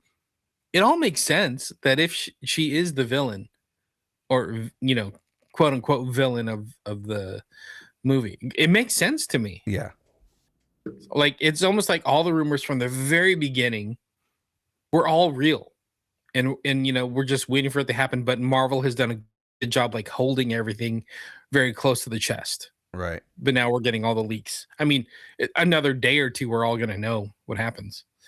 Yeah, I know. It's only in a couple of days. I'm so excited. Yeah, and tomorrow. No, maybe tomorrow, depending on what theaters start. So yeah. Yeah. All right, let me keep you going. One Marvel announcement that seems to be slipping through the cracks. It was revealed that the long-awaited Disney Plus series Vision Quest is headed our way on October 14th, 2026. Ooh. I don't know why this wasn't bigger. The series will serve as the third part of the TV trilogy that started with WandaVision and then Agatha all along. The last time we saw Vision was at the end of WandaVision, where it was revealed that Wanda had created an alternate reality to live in with Vision after he was killed by Thanos. At least we got a date for it. Yeah. No, I'm ready for this, man. I need more Vision. I need to see what happened with him and everything like that. Been waiting for this for a while, so I'm excited. So this will be releasing after Avengers Endgame Encore. So again, Vision died at the end of Infinity War, right? So after Endgame Encore, but before Doomsday. So this is the one piece that's like stuck in the middle. Will this tie into the larger MCU storyline? Interesting. I think to a point it will, but I think it's more just finishing the story, I was thinking about it too. I'm like, I could see them, because we know Ultron, James Spader is in this movie, or sorry, in WandaVision, or oh my God, Vision Quest. Yeah. But that being said, I think the Russos are kind of cleaning the slate. They're like, no, we need to reset somehow and get everybody on the same storyline page. Like, I don't think they're going to start reaching and pulling stuff from the TV shows unless they deem it like they need to, like Loki. You know what I mean? Right. So I think Vision Quest will just be kind of there in a pocket, and that's what it is. Yeah. Nah, I kind of think that's where it's going to land too. Yep. All right, moving on. Project Hail Mary Knuff Guy is coming to the MCU. I love this reveal, man. Tell the story. All right. During the studios, or Marvel Studios, Hall H presentation at San Diego Comic-Con, it was officially confirmed that Ghost Rider is coming to the MCU with Ryan Gosling starring as the Spirit of Vengeance. Gosling has openly expressed interest in playing Ghost Rider over the years, so the announcement didn't come completely out of nowhere, but for now, Marvel has only shared a handful of official details about the project. Again, Ryan Gosling will star as Ghost Rider. This was interesting. Sean Levy of Deadpool and Wolverine fame, Star Wars Starfighter, which also stars Ryan Gosling. So Levy will be directing, while Jonathan Tropper will also work as Star Wars Starfighter, and Your Friends and Neighbors is writing the screenplay. Thoughts? I think he would be an amazing Johnny Blaze. Because that's the thing, is that a lot of people don't know. A lot of people are trying to say, like, trying to speculate which version of Ghost Rider is he going to be. I think he would be an amazing Johnny Blaze. Of all the characters, I think Johnny Blaze fits him the most. And I think that, again, I love the way that they did the reveal. They start talking about, like, the actor who is going to play, who's starring in the next thing we're going to reveal is not here. Don't look on stage. And they're like, he's not going to be on stage. Don't look on stage. And then it blacks out and they go, he's not on stage. Nothing is happening on stage. And then Ghost Rider comes out and the audience goes nuts. And then the lights turn back on and Ryan Gosling is standing on stage. I like that reveal. The whole Hall H went black, and then they put up the Ghost Rider, 20, I think he said 2028, right? Mm-hmm. Something like that, because it's a movie, so they're developing everything. And then they flash back, and then Gosling is standing on stage. I thought that was cool. I like that he's like turning around, like, who, me? Yeah, me? What? I'm gonna be Ghost Rider? Right. Okay, cool. I like that because it sounds like he's really been involved in the project, kind of like how Ryan Reynolds was very involved with, like, bringing Deadpool to life in live action. So I think it's kind of cool that Ryan Gosling, who wants to play this character, has wanted to play this character, is finally going to get to play this character. Yeah, absolutely. So Chris Chipperson's in the chat right now saying that based on the logo, it's probably not going to end up being him. There's a couple of different versions of him. So, I mean, obviously we have Johnny Blaze, Robbie Reyes we already had in the in universe. The only other person who it could be would be Danny Ketch. And Danny Ketch is, he's another prominent version of Ghost Rider. Right. So it'd be interesting to see if they do Danny Ketch. Technically, Danny Ketch is the current Ghost Rider. That would be timely. Yeah, and he's also Johnny Blaze's brother, so it makes sense. There you go. All right. Marvel Studios is currently aiming to release Ghost Rider exclusively in theaters in 2028. It'll be fun. All right. Let's get into the big Hall H reveal. During the Marvel Studios panel at this year's San Diego Comic-Con, fans got confirmation that Haley Atwell will reprise her beloved role as Peggy Carter in Avengers Doomsday. Joe Russo and Anthony Russo introduced like 16 cast members, with many appearing from stages behind the audience before making their way up to the front. Did you see this? I did. Part of the panel? I did watch this. I thought it was kind of cool. I thought it was kind of cool how they had people like in the crowd almost, or like behind curtains. I thought that was pretty cool. So the people that they had, the cast included Paul Rudd, Anthony Mackie, Simu Liu, James Marsden, David Harbour, Letitia Wright, Louis Pullman, Kelsey Grammer, Danny Ramirez. Danny Ramirez getting some shine over here. Winston Duke, Hannah John Kamen, Rebecca Main, Tenoch Huerta Mejia, Haley Atwell, Robert Downey Jr., Chris Evans, and Pedro Pascal. Atwell's appearance officially confirmed Peggy Carter's return, earning another huge cheer from the audience. I guess she was the only one that was like unannounced. Which, I mean, makes sense. Like, if we're getting a return of Steve and it ends up being, what everybody is assuming right now, because it's all rumors, but I mean, like, the rumors that it's going to have anything to do with his son or anything to do with bringing him back. I mean, why would you not have Peggy Carter in there if that's his wife? I totally agree. You know I think once they announced, Chris Evans is in it, and they put out that mini trailer, that teaser, they're like, okay, we have to announce Peggy. We have to announce Peggy, and they just held on to it. So will Marvel announce more cast members leading into Doomsday? Interesting. Probably not. First time caller, long time listener. That's funny. That kind of leads us to the next one. All right, let's get into it. They'll let anyone in holidays. Marvel Studios packed Hall H with surprises during its San Diego Comic Con panel, but one of the biggest crowd pleasers came courtesy of Ryan Reynolds, who made a hilarious entrance to tease what's next for Deadpool in Avengers Doomsday, maybe? It wasn't just another comedy bit. Reynolds also gave the fans their first look at a brand new version of Deadpool's suit, and it definitely caught everyone's attention. First off, what did you think of the suit? So I don't think that the suit was actually something that's going to be in the film. As much as everybody's saying, "Oh, it's the Ash version, it's the X-Force version," it was confirmed that the entire suit was made of denim. Yeah. And you know, I think that was more of just like a joke from Ryan Reynolds than it was like an actual suit reveal. He ended up calling it Gene Pool. Like that was like his joke on the post. He was also saying that it was his he said something about like, oh yeah, no, carrying that would ruin the lines of my Canadian tuxedo. That's exactly what Chipperson just said in the chat. Yeah. Love the Canadian tuxedo Deadpool. That's great. Yeah. So I mean, he did confirm later on in the day, he did confirm that the entire suit was made of denim.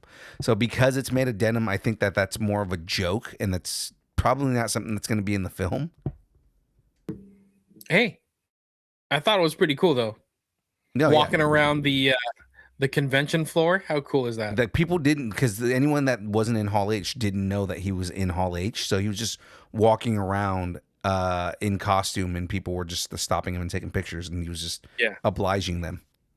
And he was getting super chummy with people, like hugging. They were hugging him. He was hugging them. Yeah, playing into the role, like right there on the convention floor. Exactly. Like that. That was pretty cool. All right. After fumbling around for a moment, the masked Merc revealed he already had one. Of course, it was Reynolds under the mask, and the crowd instantly exploded. It's one of those classic Comic-Con moments where everyone knew exactly what was happening, and Hall H completely erupted. Reynolds stayed in character the entire time, delivering exactly the kind of humor fans have come to expect from the Merc with a mouth. Deadpool had two very important questions. First, he reminded everyone that he's still waiting for an answer to one of the biggest lingering questions in the MCU from Deadpool and Wolverine. I still want to know why Thor was crying. This question is for Paul Rudd. Yeah. We still want to know why Thor was crying in that scene. It's because he was a Wrexham fan. You know damn well why he was crying, Rudd. That's funny. That was funny. Uh-oh. Sorry, had to cough. Let me see, where was it? Oh, he then turned his attention to the Avengers Doomsday itself, jokingly asking when filming was finally going to begin. It's already in the can, bro. Oh, so you're not going to be doing any reshoots or character add-ons or anything like that? RDJ was kind of a jerk. I mean, RDJ is kind of always a jerk, but I mean, it's also Ryan Reynolds being Ryan Reynolds. That is true. That is true. It's already in the can, bro. Okay, so while we're talking about it, do you think Deadpool is somehow in Doomsday? I think he is. I think that there is going to be some kind of scene, or he's going to be tied to that whole X-Men scene. Oh, could be. Mm-hmm. But that X-Men scene is so dramatic. Yeah, but then he just adds like a little bit of levity into it, because I mean, he is supposed to be a part of the X-Men universe, so I think that would make sense. Could be. So anyway, so this also, I guess, leads to the fact that Reynolds is developing a fourth Deadpool movie. Although Marvel hasn't shared any official details about the project, I feel like it's coming. I feel like, I don't know, maybe by next San Diego Comic-Con, they're going to start an announcement if they're putting Deadpool out there right now. Yeah, I mean, he said that he's working on a script, and they're going to be focusing on even more like insider Deadpool jokes. Yeah, I think that's fun. Yeah. So, Avengers Doomsday is set to hit theaters on December 18th, 2026. Very exciting. Very exciting. So this panel was amazing. So Marvel owned San Diego Comic-Con. The Hall H crowd was treated to an exclusive teaser from Doomsday. So let me run through some of the. So they showed the trailer that we've seen, but then they got exclusive footage. I don't think they call it a second trailer, but there was a preview that opens with Dr. Doom sitting on a golden throne in full armor while green energy pulses beneath him as the camera lingers on him. Sue Storm delivers an emotional narration. Victor was always the smartest guy in the room. He used to be different. Then everything he loved was taken from him. Doom sits before the same painting featured on the teaser poster as Sue continues. I knew he was lost, but I didn't realize he was broken. She's addressing a gathering of heroes, setting the stage for what looks like one of Marvel's biggest conflicts yet. The footage then sweeps across what appears to be a completely devastated city. Reed Richards looks around in disbelief before asking, Victor, did you do this? From there, the trailer, I guess they're calling it a trailer, unleashes a rapid-fire montage of emotional moments, including a grieving Magneto, Charles Xavier, Steve Rogers holding a baby, and several other characters whose fates remain a mystery. Then Doom speaks. All of you have lived storied lives, and now you must give them back. Doom leaps from a towering building, crashes to the ground in classic superhero fashion, and immediately faces off against Thor, which I think this is what we've seen. And Thor says, I swear you'll beg for hell when I'm through with you. Without breaking a sweat, Doom raises a single finger and completely stops Thor's attack. Thor strains with everything he's got, but Doom doesn't budge. Then, with a flick of a green energy, he sends Thor flying before delivering one of the coldest lines in the footage. Hell answers to me. Hell answers to me. As he says it, giant sentinels burst from the earth around him. Oh my gosh. Which I don't think it'll be sentinels as much as everybody's saying sentinels. It's probably Doombots. I think that's their way of getting Doombots in, is that he's going to be using sentinels. Yeah. So, I don't know. That's pretty crazy. Marvel will almost certainly have more at D23, which is next month. Doomsday comes December 18th, 2026. That looked awesome, or sounded Sounds awesome. Yeah. What did he say? Where's the line that? Doom? The other line that Doom. Oh, right here. All of you have lived lives, or have lived storied lives, and now you must give them back. That sounds like what's his name from Mandalorian. Well, okay, so listen to the line delivery in the trailer. He sounds just like Werner Herzog. Yeah. That's why I was saying, like, when everybody's like, oh, he sounds Eastern European. No, he sounds Austrian. Listen to the voice. He sounds like Werner Herzog. I mean, yeah, Eastern European. Sounds good. Austrians, I'm excited. I wouldn't consider Austrians Eastern European. They're more Central European. Oh, okay. Well, they say Eastern European is where Latveria is, so we'll see. But I'm excited for this. I hope they put this out somehow in some kind of teaser trailer or give us another story trailer or something. I think that is the story trailer. I think what they showed was the story trailer, because what we got was the teaser. I think what they're showing is the story trailer, and that's the whole thing. Is that's the next trailer we're gonna get. And I was thinking about it with D23 next month.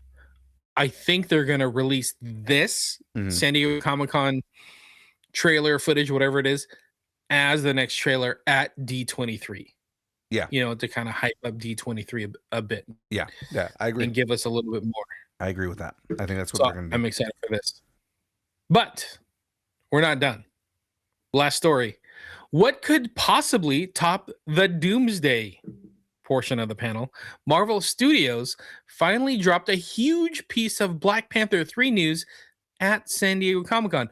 During the Hall H presentation, Ryan Coogler officially announced Black Panther 3 is coming. And along with confirming the release date, he revealed a major casting update that gives fans a much clearer idea of where the story is headed. David Johnson has officially been cast as grown-up version of T'Challa's son, Toussaint, who was introduced during the emotional closing moments of Black Panther Wakanda Forever. While audiences only met him as a young child, Black Panther 3 will jump ahead and follow him as an adult. Black Panther 3 will land in theaters December of 2028. Thoughts Yeah. on a new Black Panther?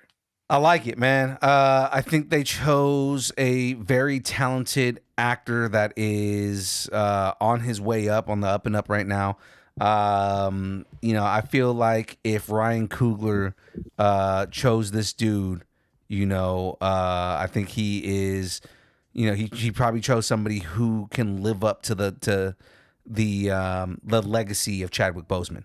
And I am very excited to see what he does. Now, if you look at the announcement, this is where I get upset. If you look at the announcement as he comes out, he goes, I'm just as excited for you to see me on screen as I am for you to see this footage. And then it ends right there. Oh, yeah. So the whole thing is maybe they have a test screen. Maybe they've actually started filming stuff with him in it. But there is footage that is out there with David Johnson as the Black Panther, and I want to see it so bad. I want to see if he lives up to Chadwick Boseman's legacy. See, I didn't know that they showed footage or something. He says it and they end everybody's pictures end at that. So he goes, I'm just as excited to play the character as I am for you to see this footage, and then it ends on that. Oh my gosh! So maybe who knows? Maybe it's still 2 years away. But maybe we will get something at D23, or at least a glimpse of what is happening with David Johnson as the next Black Panther. It could also be that he shows up in Doomsday. Yeah. There are scenes in Wakanda where they show M'Baku as the king. What's to say that T'Challa Jr. isn't by his side learning, Yeah, exactly. And Shuri is still the Black Panther. Right. So, what's to say that that he's not there learning from his aunt and learning from M'Baku? It's very interesting that what they've done with M'Baku as a character. M'Baku was just a one-dimensional villain in the comics, and now he is a massive, massive ally and a great character. I would love to see there being tension and fallout between M'Baku and T'Challa Jr., and that's what makes M'Baku like a villain eventually. Yeah. Or tension of maybe something happens to Shuri, and that's why Toussaint has to take up the mantle of the Black Panther. Right. And which maybe he goes against M'Baku and the king of Wakanda's, words. Yeah, absolutely. That'll be interesting. The other guy that I would like to see, I'm trying to remember his name right now. So there's another villain that they set up in the original Black Panther. I'm trying to pull up his name right now, and it's not. It just keeps saying the River Tribe Elder, which is not his name. That dude is basically Black Panther's Joker. It's the dude that's got the big plate in his lip. You mentioned that. Yeah. And it's I would want to see either him or something with M'Baku. Yeah. I remember you mentioning that. that. But see, with the big lip thing. Yeah, either him or like I said, if we see M'Baku, but actually as the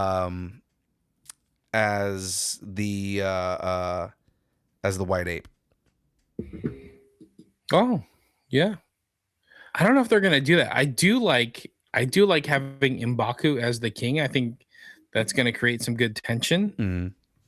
But now that we're getting a new Black Panther, I could see this is the next generation. This is how Wakanda needs to move forward, that sort of thing, and create more tension within how the country is being ran. Right. Hold on, I'm putting this in the chat. I'm looking up the cast right now. I don't see who we were talking about. But anyway, I think that's pretty cool. I think if there's a way to top Doomsday, I think it's announcing Black Panther 3, Ryan Coogler's back. You know, the main cast is coming back, and now we have a new Black Panther to carry the torch. I'm into it. I like it. Yeah. I think that was it. Achibe is the guy's name. Oh, you were looking it up too? Yeah, I'm Okay, looking it up. nice. His name is Achibe. There yeah, you and go. he's basically his version of the Joker. Yeah. That could be interesting. Okay. Well, that was our last story of the night. I love it. Absolutely. So let's jump into the schedule. Yes, that's right, ladies and gentlemen, our schedule. So this week, for the remainder of the week, of course, you are watching Distance Nerding as it is right now. Now, this week on Distance Nerding interviews, we're going to be talking to Jared Gella, who is the showrunner for Brick Blast Live, which is the next Lego show we're going to be doing here in Santa Clara. And that's going to be a fun conversation. We'll be talking with him, talking about the origins of the show, kind of where it came from and everything like that. But then also just the fun that they have planned out for the day for that show. Yeah. It's a one-day show. Everybody at Brick Blast Live has been super cool. Yeah, no, and every We've been time we chatting talk to with? them, every time we chat with them, it's always been a fun conversation with them. So I'm excited Yeah. to talk with Jared about everything that they have going on with the show and everything like that. Awesome. They also invited us to a presser event on the Friday before, so that'll be fun. Cool. We should plan on checking that out as well. Nice. Fridays, let's see. I don't think I have anything. Yeah, I think we can actually do game night for Friday this week. Oh, look at you. Look at that. We can actually play some games. So whether that is Well Really or Jep Nerdy, or we get to play some D&D, come and check us out, guys. We'll be playing from 6:30 to 8:30, playing games on the buzzer. It's going to be a lot of fun. So let's get that in. Yeah, that's our schedule. So I think you should do this. I think you should do game night, and then maybe see a late showing of Spider-Man. that sounds like a perfect weekend. There you go. And then Saturday, the That's- 1st. As I was going to bring that up. So Saturday the 1st, ladies and gentlemen, in San Francisco at the what is the name of the theater? There's something Star Theater. Like the Great Tiger Theater. The Great Star Theater. So at the Great Star Theater in San Francisco, we are going to be hosting an event with James Pax. We're doing a watch along or a watch party, watching Big Trouble Little China, as well as The Heroic Trio, which is a movie he did with Michelle Yeoh. So that'll be fun. And we'll be checking those movies out. We're going to be doing a Q&A there. They're also going to be doing a Big Trouble Little China cosplay contest. So for all of our cosplayers out there, make your way to San Francisco. If you bring your best Big Trouble Little China cosplay, you can come as anybody from Pork Chop Express or as one of the Three Storms. There you go. Or if you want to come as Lo Pan. Jack Burton. Jack Burton for sure. Or if you want to come as Lo Pan, It really pisses me off to no end. you can be Lo Pan. There you go.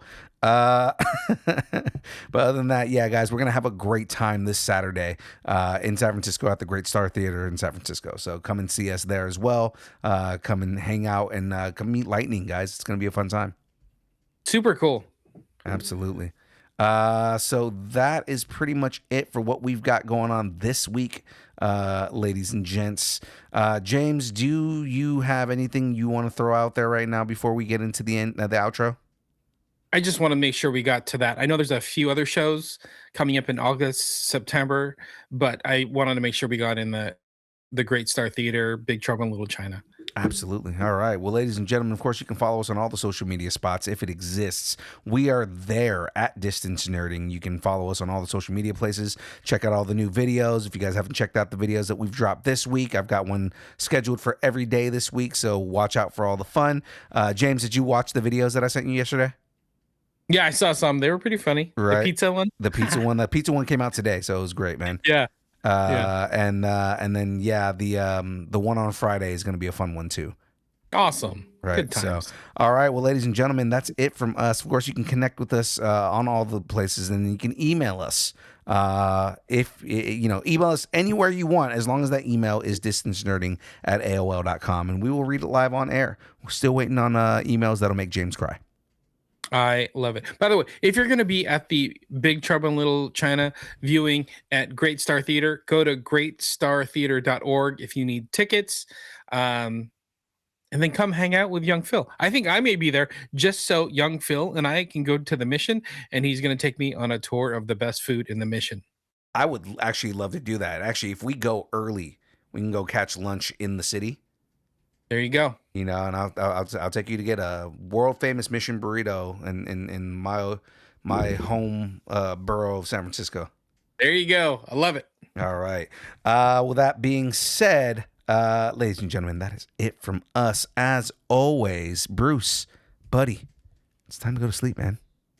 Go to sleep, Bruce. And the DeLongs are going to be there with us too. So there you go. all right, man. Make it James, happen. take us home, brother.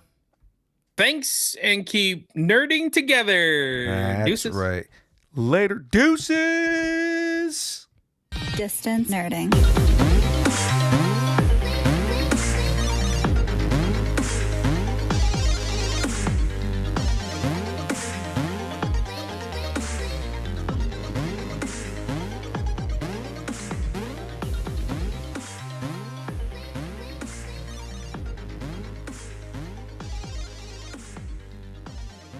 This was a production of the Distance Nerding Podcast and Time for Tacos Media. For more content, follow us on Facebook, Instagram, Twitter, Twitch, YouTube, and TikTok, all at Distance Nerding. If you enjoy our content, please leave us a review on Apple Podcasts, Spotify, or wherever you get your podcasts. Thanks, and keep nerding together.